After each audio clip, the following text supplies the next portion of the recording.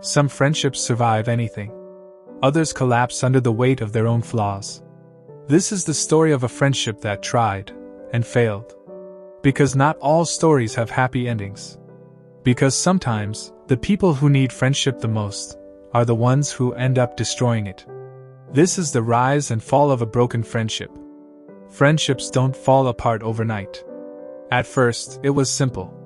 3 strangers who, by some twist of fate, found something they didn't know they needed. Si-eun, the loner who never wanted friends. Beom-seok, the outsider desperate to belong. And Soo-ho, the one who tied them together. For a while it worked. It felt real. It felt right. But the thing about fragile things is that they break easily. Let's go back to where it all began. Si-eun never wanted friends. He didn't need them. At least, that's what he told himself. For as long as he could remember, life was easier alone. No attachments. No distractions. Just school, books, and an unshakable focus on surviving high school without getting involved. Beom-seok was the opposite. He was used to being on the outside, looking in. Passed from school to school, never staying long enough to form real connections. All he wanted was a place to belong, people who saw him, who wouldn't throw him away. And then there was Soo-ho. Strong, carefree, and naturally charismatic. The kind of guy who didn't overthink things. If he liked you, that was it. No calculations, no second guessing. And for some reason, he decided he liked these two. At first, their friendship didn't make sense. But maybe that's why it worked. Si-eun had walls, but Beom-seok and Soo-ho chipped away at them. Beom-seok admired Si-eun's intelligence. Si-eun, despite himself, started looking out for him. Soo-ho? He was the glue. The bridge between them. The one who kept things light, who made things feel normal. For a while, it was good. More than good. It was the first time Si-eun and Beom-seok had something that felt real. But the problem with lifelines? Sometimes, the person holding on pulls too hard. Because some friendships don't break. They slowly unravel. And that's exactly what happened next. At first, it was nothing. Just a whisper in the back of his mind. Beom-seok still laughed. Still smiled. But if you were really paying attention? Something was off. Maybe it was the way his laugh felt just a little too loud, like he was forcing himself to match their energy. Or how his eyes flickered between Si-eun and Soo-ho whenever they spoke, tracking every moment he wasn't included. Because here's the thing about admiration, if you're not careful, it twists. It stops being respect and starts being comparison. And comparison? That eats you alive. At first, Beom-seok saw Si-eun as someone to look up to. The way he never wavered. Never let anyone see him break. Beom-seok wanted that kind of strength. And Soo-ho? He was the protector Beom-seok wished he could be.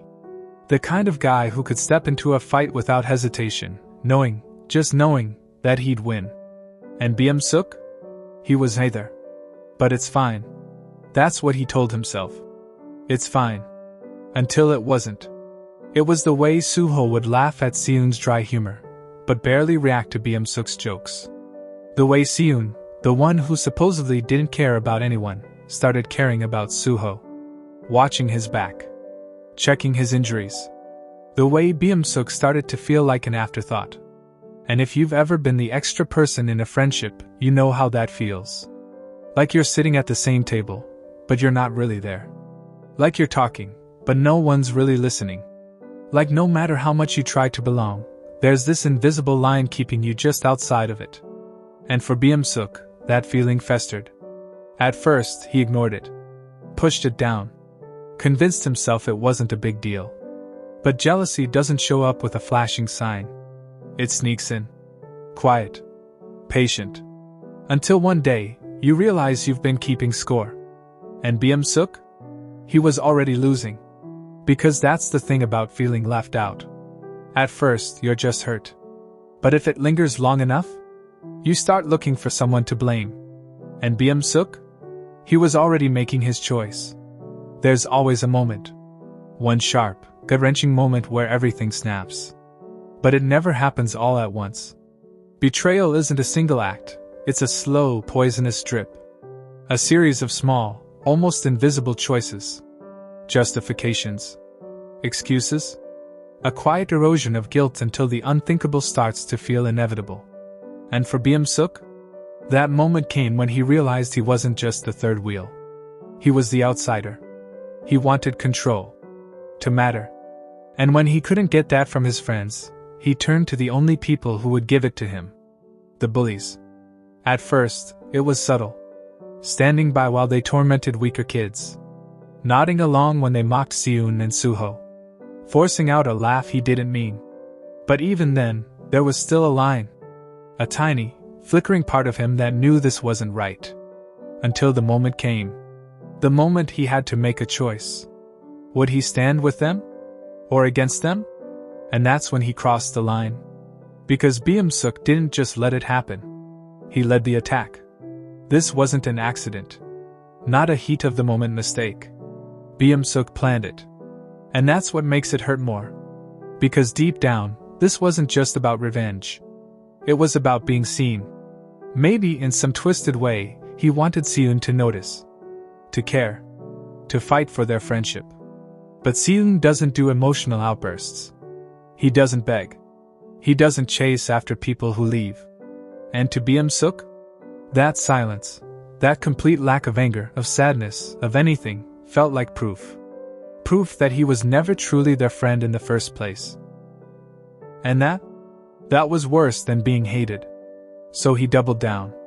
If he couldn't be important to Si-eun and Soo-ho, then he'd make himself important to someone else. Even if it meant burning everything down. By the time the dust settles, it's already too late. No apologies. No do-overs. Just the wreckage of something that could have been. And at the center of it all? Si-eun.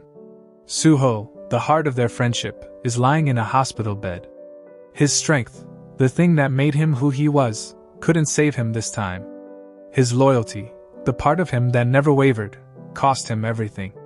He never thought twice about protecting his friends. But maybe, just maybe, he should have thought about protecting himself. Because now, he's paying the price. Si-eun never wanted friends. He didn't need them. At least, that's what he used to believe. Because friendship meant attachment. It meant vulnerability. And that was dangerous. But then, somehow, against his own instincts, he let them in. Soo-ho. Beom-seok. And now? One is broken. The other is gone. And Si-eun? He's left with nothing but rage. This isn't about survival anymore. This isn't about calculated, strategic fights. This is personal. Si-eun hunts down every single person responsible. Every single one. The bullies who helped. The ones who watched. Anyone who stood by and let it happen. And he doesn't just win. He destroys them. Fists, bricks, whatever he can use, he fights like a man with nothing left to lose. Because that's exactly what he is. And when it's over, when the last person has fallen, and there's no one left to hit, he still feels empty. Because none of it changes the fact that Soo-ho is still in a hospital bed. None of it changes the fact that Beom-seok chose to betray them. None of it changes the fact that he was powerless when it actually mattered. And then the teachers come. The school staff, the people who did nothing when it mattered, who turned a blind eye to the violence until it became too big to ignore. They try to stop him. And that's when he finally breaks. He smashes a window with his fist, blood streaking down his arm, his entire body shaking with adrenaline and grief. And he screams, "What do you want from me?" The words tear out of him like something he's been holding back for years. And then, he cries. Not just silent tears, not just a quiet show of emotion, he breaks down. Because Si-eun isn't just angry. He isn't just hurt. He's lost. For the first time, he has no plan, no strategy, no way to keep moving forward. Because before, loneliness was his choice. Now, it's all he has left. And then there's Beom-seok. He got exactly what he wanted. Power. Control. The feeling of being untouchable. But at what cost? Because here's the thing about betrayal. It doesn't just destroy the people you turn against. It hollows you out from the inside. For a moment, Beom-seok was on top. But power is lonely. And the people he aligned himself with? They were never his friends. They didn't care about him. They used him. And once he outlived his usefulness, he'd be discarded, just like anyone else. So in the end, nobody won. This isn't just a story about a friendship that fell apart. It's a story about fear. About insecurity. About the desperate need to belong, and how, sometimes, the thing we want most is the very thing we destroy. Because some friendships don't just fade away. They burn. And when the smoke clears, there's nothing left. Some friendships drift apart. Some break quietly. But then, there are the ones that shatter. Violently. Tragically. Completely. And all you're left with are the scars, and the haunting question of what if. Si-eun, Beom-seok, and Soo-ho were never supposed to find each other. A quiet genius with no interest in people. A bruised soul desperate to be seen. A loud, reckless protector who wore his heart on his sleeve. They shouldn't have worked. But somehow, for one fleeting moment, they did. They laughed. They fought.